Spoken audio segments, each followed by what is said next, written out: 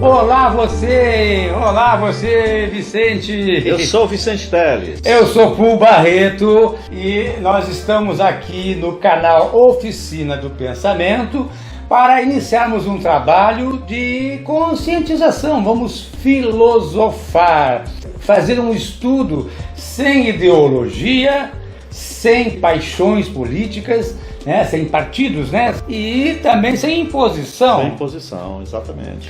Falar do que a gente vive, do que a gente sente, do que a gente percebe, né?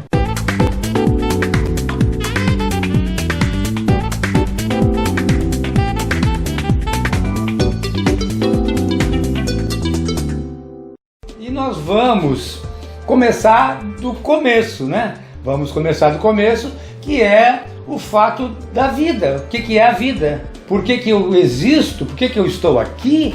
Né? Qual é o meu valor neste mundo? Isso é extremamente importante, nós precisamos pensar. Eu existo e pronto. Não! Tanto que nós sofremos, nós acabamos sendo dominados por outros seres, né? Outras pessoas, outras classes sociais e tal, porque às vezes nós não nos importamos com o que efetivamente nós temos que fazer, com o que nós somos, quem nós somos. Que posição viemos ocupar nesse... A base é essa. O que é a vida? A vida, ela é o fato de você existir. Mas existir, o que é existir? É você estar ligado, você estar presente, ligado numa força elétrica, eletromotriz. Faz teu coração bater, pam, pam, pam, pam, pam. Tanto que quando essa eletricidade sai, a gente deixa de existir. Deixa de existir. Extremamente importante a reflexão sobre isso. E aí, então, nós temos uma conexão com o universo, com Deus, você pode chamar de que você quiser, tá? Mas nós temos uma conexão. Isso é inegável. E as coisas se ramificam, se diferenciam, se modificam, né, conforme as áreas que nós vamos entrando. Então nós precisamos pensar, precisamos analisar. A grande maioria das pessoas não pensa. E não podemos confundir a atividade mental com pensamento. Todos nós temos atividade mental. Todos nós... E a capacidade, né? E a capacidade. Todos nós temos capacidades e temos atividade mental. Agora, pensar é completamente diferente, ok? Aí você diz, o pensamento é aquele turbilhão de imagens que vem na tela da tua mente o tempo todo. Isso é a atividade, é involuntário, isso é a atividade mental. Agora, o pensar é você se debruçar sobre uma questão e analisar os fatos, para dali surgir reflexões, né, ponderações, ideias e, consequentemente, ações, atitudes. O pensamento, eu acho assim, a nossa cabeça é um galpão cheio de coisas. E aquelas coisas todas que estão ali dentro, elas têm que ser... Você saber o que é cada coisa. Sim. Você tá entendendo? Não pode ser aquele monturo ali de coisas. Organizar. Tem que organizar, saber, o que é isso, o que é aquilo. E a vida é isso aí, é você saber o que é cada coisa que povoa o seu universo, não é verdade? Extremamente importante. E detalhe é o seguinte, temos que nos ater, porque se a gente não se der conta disso, não pensar sobre isso, e não nos dermos o nosso devido valor, você quer que quem dê? Ninguém vai te dar o valor, ninguém vai se importar com você. Se importa como número, né? Sim, eu estou me referindo enquanto existência. Certo. Você tem que saber qual é o seu papel, quem você é, o seu eu. Você tem que viajar para dentro de você para expandir a sua consciência e... deixar de ser um número. Para governantes, políticos e sistema financeiro, todas essas outras coisas, sistema de saúde, essas coisas, você é só e tão somente só um número estatístico, né? Mais nada. O político ele precisa de números de eleitores, vários eleitores, ele não quer saber quem você é, eleitores, é um número, quantidade. E você precisa se identificar enquanto, não quantidade, mas enquanto qualidade. Né? É verdade. E nós temos sido manipulados o tempo inteiro porque não nos damos de conta disso. Bem, na realidade nós estamos filosofando, estamos pensando, analisando, questionando para que nós tenhamos atitudes melhores daqui para frente. Eu trabalho com humor, eu faço comédia, Eu fazia parte da dupla Os Fulanos e durante muitos anos da minha vida eu estive na atividade funcional do humor, fazendo as pessoas rir, transformando o estado de espírito das pessoas. Agora, para você fazer humor, você precisa filosofar, porque você extrai da situação um suprassumo para fazer uma piada, um defeito, uma ponderação, uma colocação. E existem ciências por trás do humor. Então, e uma coisa que eu acabei esquecendo de falar para você, que sempre quando terminava um show, as pessoas vinham a mim e me elegiam como um analista, um conselheiro. Um conselheiro. Isso aí foi uma... Porque o humorista é um analista, né? Ele analisa tudo na pessoa. E se aquela pessoa que foi analisada, se ela tiver consciência de que ela é um personagem daquela pessoa, ela pode até incorporar essa coisa que foi analisada nela e se tornar uma pessoa maior. Melhor e maior, né? Sim. Né? Então, isso continuou. Eu até, de um certo tempo, eu comecei a achar chato isso, porque eu queria só alegrar as pessoas e pronto. Na minha intenção não havia nem sequer pensado em ser um conselheiro. A pretensão de... Não, nunca tive isso, mas eu era eleito para isso. E aí eu dava aquela atenção, porque a gente estava conquistando fãs e tal, se dava uma certa atenção, mas aí começava também, o cara vem despejar os problemas dele para cima de mim. E eu confesso que num certo momento eu não gostava. Depois eu comecei a analisar melhor e digo, poxa, a pessoa está abrindo o seu universo porque ela está confiando em mim, ela está me elegendo porque ela está confiando em mim. Então eu procurava dar uma opinião a melhor possível para que aquela pessoa tivesse uma opção de caminho, né? Porque às vezes a pessoa está numa encruzilhada, uma opção de caminho melhor. Porque o artista, né, ele é um porta-voz, ele é um porta-voz do povo. Então muitas vezes... O próprio inconsciente coletivo. O próprio inconsciente coletivo, exatamente.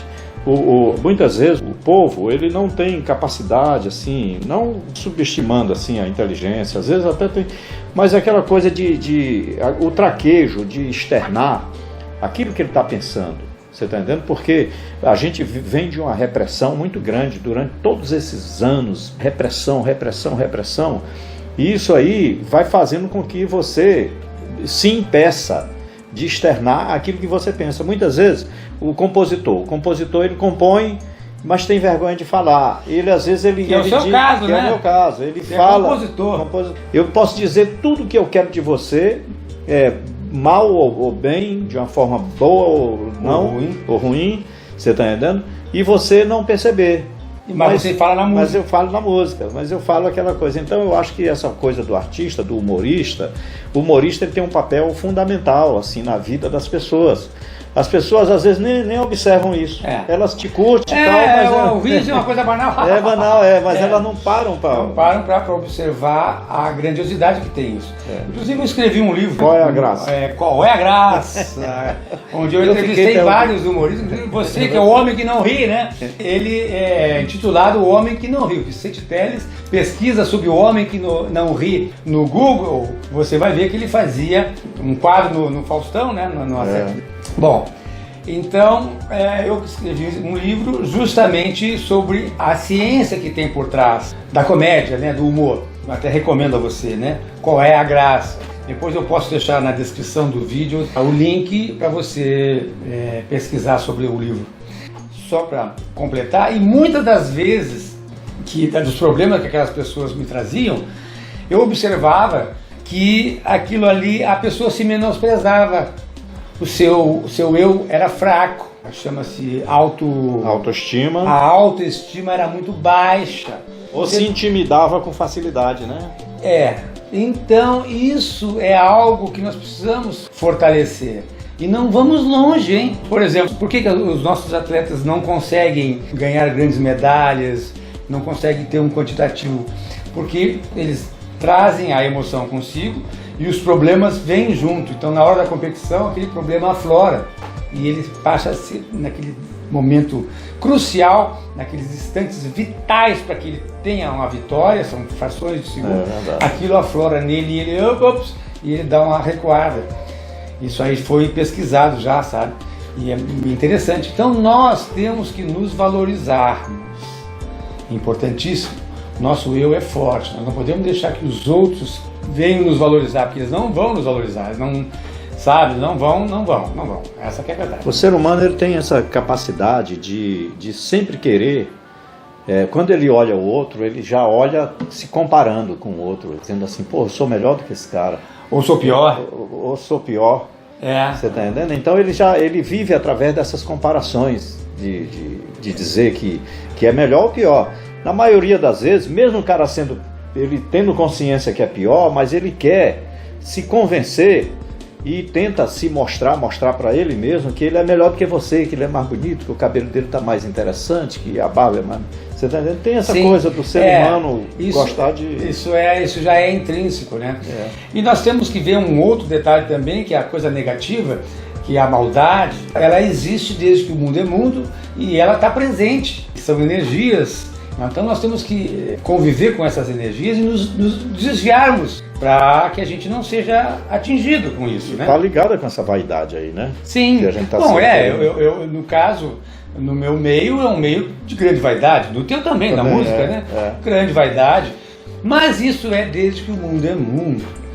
É que eu acho que é só ter consciência de que o mundo é redondo e não quadrado. Que as coisas dão volta, né? Você tá entendendo? Bom, mas para que nós tenhamos essa consciência, nós temos que nos reter no nosso eu, pensarmos mais em nós mesmos, deixarmos um pouco de assistir a televisão, de ficarmos na rede social o tempo todo e meditarmos, nos questionar e ponderar sobre as nossas atividades que nós estamos fazendo e o que nós podemos fazer e estudar. Já o Einstein dizia que o trabalho mais cansativo, o pior trabalho que existe é o trabalho de pensar. Então você pode ver que poucos pensam e dominam grandes massas. Agora, por pensarmos em nós, esse pensarmos em nós que estejam presentes pessoas que a gente, você está entendendo? Não assim... Não para ser, não, mas que não me entendam mal, que não é para ser egoísta, não. Egoísta, exatamente. Eu vou pensar em mim, estou pensando em mim enquanto existência, mas esse meu pensamento em mim, eu quero que esse pensamento, a hora que eu me aprimorar, que eu possa, que eu junte, agregue às pessoas isso que eu consegui. O que eu estou tentando dizer é que nós temos que fortalecer nossa autoestima, a certeza das nossas capacidades, das nossas potencialidades, mas que sejamos agregadores, porque nós não estamos sozinhos nesse mundo. Somos elos. Sim, nós sempre vamos precisar, inclusive daqueles que nos fazem coisas ruins, porque vão nos dar experiência, entendeu? Então é importantíssimo essa ponderação no seu eu, para fortalecer você, para que você seja preparado para enfrentar o mundo, mas não que você vá ser um egoísta, que você vá se clausurar e achar que você é o bambambam, o melhor de todos, e começar a excluir Primeiro as pessoas. Porque não tem, né, o melhor de todos, né? Tem assim, entre aspas, né? Não, na realidade não. Né? Na verdade é que nós todos precisamos dos outros, de todos. Todos precisamos de todos. Então, claro que às vezes você não simpatiza com alguém, e são as diferenças, não simpatiza com esse, com aquele, mas você não vai ter aquela convivência. Se alguém te faz um mal, você pode brindá-lo com a sua ausência, é o que eu faço. É verdade, Quando tem alguém que me atinge por alguma coisa, eu brindo essa pessoa com a minha ausência. E essas pessoas que se acham, por exemplo, assim, um ministro, ele olha você como nada. É pela posição social. Não, e não vamos longe. Não é questão nem de ministro. Vamos dizer, o cara que é o síndico do teu prédio, ele já acha que é melhor que você, porque ele dá as ordens no prédio. Para um banqueiro, o que você é? Você tem um bosta, não é nada, entendeu? Eu já tive perto dessas pessoas assim, e a pessoa nem te vê, cara. Então eu fico assim, eu digo, pô, e às vezes a situação da pessoa, espiritual e psicológica, é muito pior do que a minha. Pode acontecer isso. Você está entendendo? Você pode estar muito além. Eu acho que, às vezes que eu me encontrei com essas pessoas, só em ela não me ver, eu já estou mais além do que ela. Porque eu percebi que ela não me viu. Eu não a percebi, eu percebi que ela não me viu. E algo interessante que acontece, nós temos que evoluir a nossa consciência, evoluir nossos pensamentos, para que nós não venhamos a pensar que nós pensamos. Que legal, né? Que a gente pode pensar que pensa melhor que os outros, que é melhor e aquele ali também pensa. Pensa e pensa de você. Então, para que nós tenhamos um mundo melhor, que confraternize a sabedoria, que confraternize a evolução do ser humano, porque nós estamos aqui certamente para evoluirmos, não para regredir. Estamos aqui para cada vez ficarmos melhores. É verdade. E nós estamos numa era da imbecilidade. Nós estamos nos tornando mais imbecis, estamos nos tornando idiotas. Desculpem eu estar falando isso, mas é o que está acontecendo. As pessoas não estudam, as pessoas se tornaram julgadoras na rua, na internet. Todo mundo é juiz, todo mundo é político, todo mundo sabe de tudo e ninguém estuda nada, ninguém lê, né? Ninguém se informa. E ficam só igual papagaios de pirata repetindo coisas aí que às vezes não tem nada a ver, o cara não faz uma... Às vezes até se acham intelectuais, mas são, e não percebe que estão sendo dominados, que esse eu se achar intelectual é exatamente o cara que domina, que faz ele achar que ele é um intelectual. Você está entendendo? Aí ele está sendo dominado por essa figura. Sim. Você está entendendo? E nós temos que nos darmos de conta também que existem as correntes de pensamento e as relações de domínio. Isso sempre existiu na humanidade. Pesquise sobre correntes de pensamento, relações de domínio. Por exemplo, nesse momento nós estamos vivendo sobre uma relação de domínio. Tem o domínio da mídia, tem o domínio do remédio, o domínio financeiro, o domínio político. Às vezes até o segurança de um estabelecimento, ele quer exercer um domínio sobre você. Faça isso, faça aquilo, faça aquilo outro. Você tá entendendo? Então, quer te diminuir, ele quer se sentir grande naquele momento. Isso é uma tendência, nós estamos aqui para nós desconstruir isso, para que a gente possa ter uma evolução. Estamos aqui nesse mundo para evoluir. Certamente você já se fez a pergunta, qual é a razão de eu existir? Por que eu existo? Né? A gente se pergunta, não se pergunta? Claro. Já te perguntou? Já. O que eu vim fazer aqui? Por que eu estou nesse mundo? Por que eu vim nesse mundo? Basicamente, quase que todo mundo, a grande maioria pelo menos, não sabe a resposta. Mas eu vou te dar a resposta agora. Só tem uma razão de você existir, que é produzir resultados. Ok? Produzir resultados. Nós estamos nessa existência para produzirmos resultados. Agora, que resultado você está produzindo? Isso aí é que está. Qual é o resultado que você produz? Você é uma pessoa que produz bons resultados ou maus resultados? E de que lado você está? Nós temos a corrente do bem e a corrente do mal, a negativa e a positiva. Se você fica, eu sou neutro você não tem nada, não faz nada. E até eu vou exemplificar aqui. Eu faço uma analogia com o átomo. Todos nós, tudo que existe é formado por átomos, que se combinam entre átomos, um átomo de um elemento combina com outro átomo de um outro elemento e formam uma molécula que é a menor porção de uma matéria. Ok. Só que o átomo ele tem corrente elétrica negativa, positiva e neutra. Ok? A corrente positiva e a neutra fica no núcleo do átomo, ela não se movimenta, ela não se move, e a corrente negativa fica na eletrosfera, que fica na periferia do átomo. E a carga elétrica que se desloca é a negativa. Quando dois ou mais elementos se juntam, se combinam para formar uma molécula, se combinam através desse compartilhamento de elétrons e fica para ficar estável. Então sempre a energia negativa ela vai se deslocar primeiro, ok? Ela desloca. Por isso que a gente vê muita negatividade no mundo. O mundo é negativo. Então essa é a explicação para você só entender. Vem daí. O micro faz o macro, né?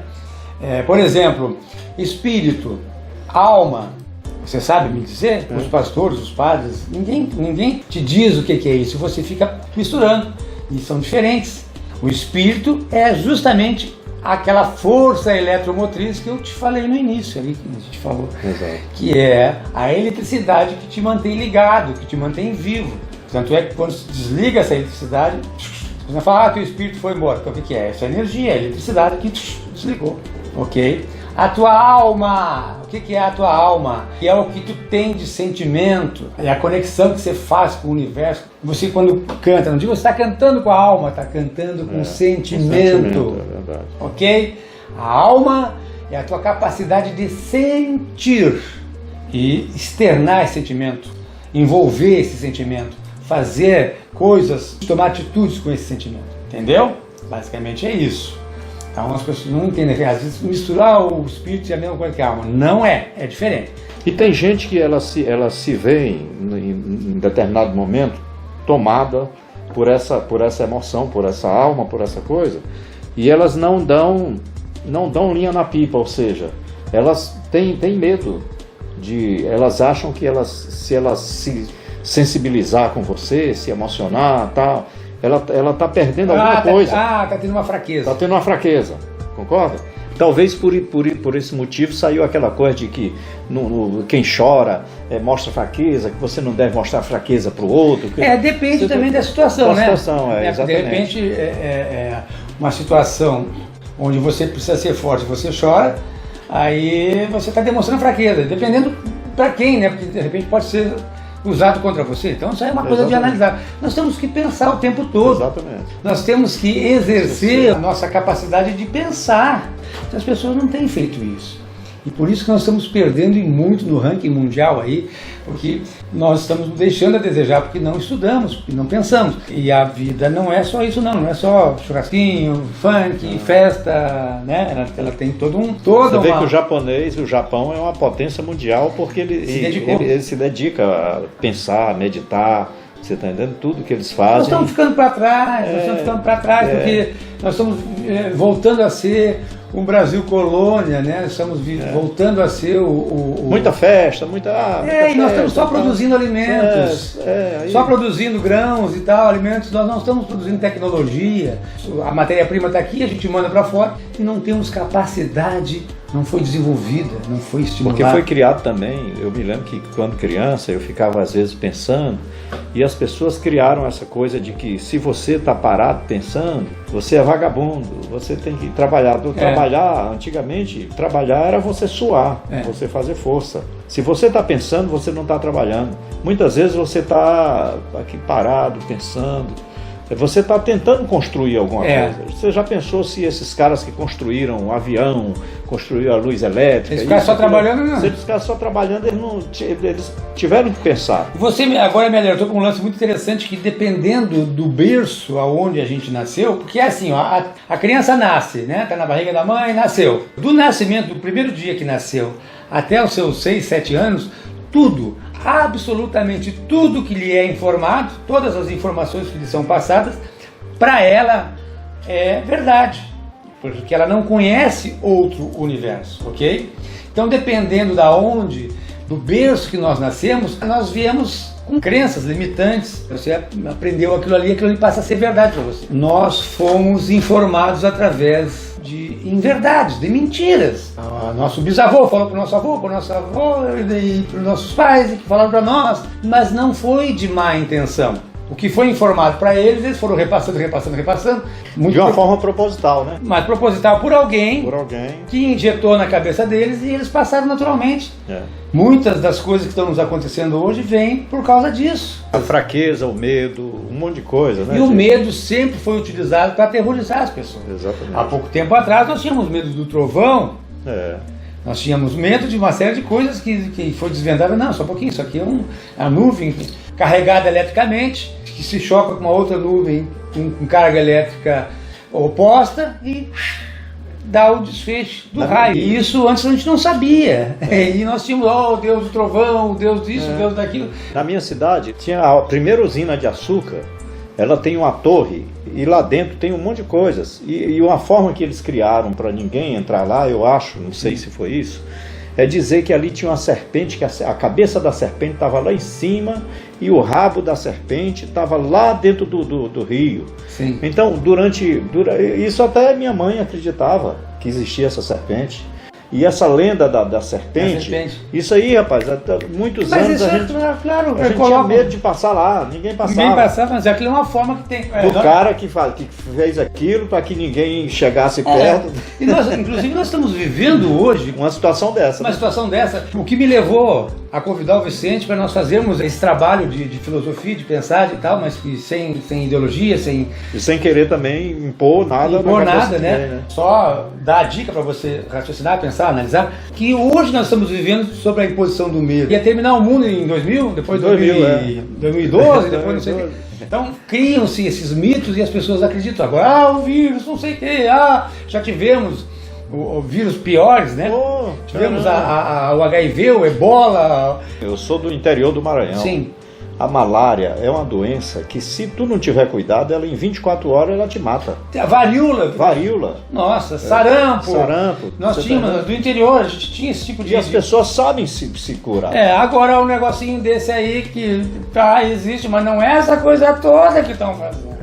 E aí a mídia vem assustar, e as pessoas estão bem loucas, apavoradas. E eles atacaram logo na falta de ar, né? Porque quando tu tá com medo, a primeira coisa que acontece é isso, né? Porque na realidade é o seguinte, né? Você pode ficar um tempo grande sem comida, um tempo um pouco menor sem beber, mas você não pode passar quase nada sem ar. Sem ar. E o medo, a primeira coisa que ataca é a... E agora estão mandando você botar uma coisa para você inalar o seu próprio ar. Porque tudo que sai do teu corpo é porque não presta. Né? Tem que... A própria respiração. Aquilo Claro. que saiu é para trocar. Vai trocar por outro. E se você coloca alguma coisa lá, você vai ficar respirando a mesma... E aí você se intoxica com as suas próprias toxinas. Sempre foi dito. Você não pode ficar respirando o seu próprio ar. Até quando você vai pintar, fazer uma pintura, você usa uma máscara.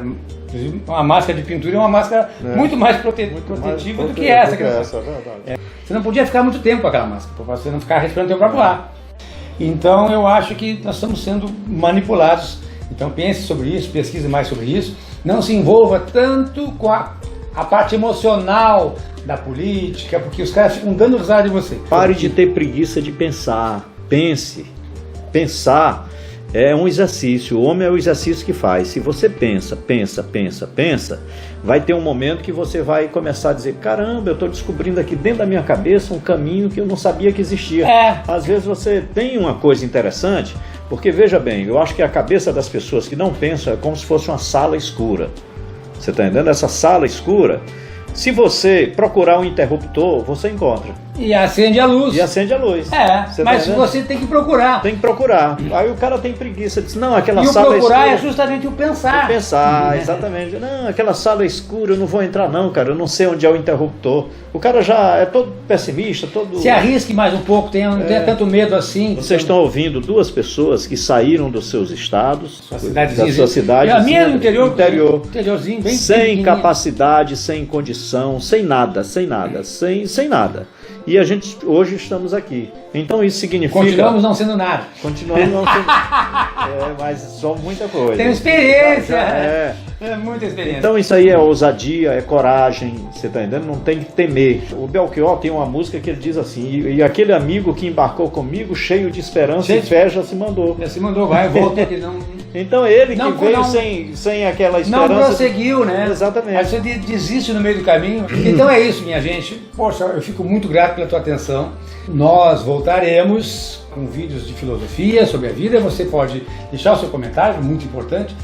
E dê o seu like se gostou, se não gostou. E vamos continuar para desenvolver o despertar da consciência. Não somos os donos da razão, mas somos os donos da capacidade de fazer com que você pense. Isso é importante. Você está entendendo?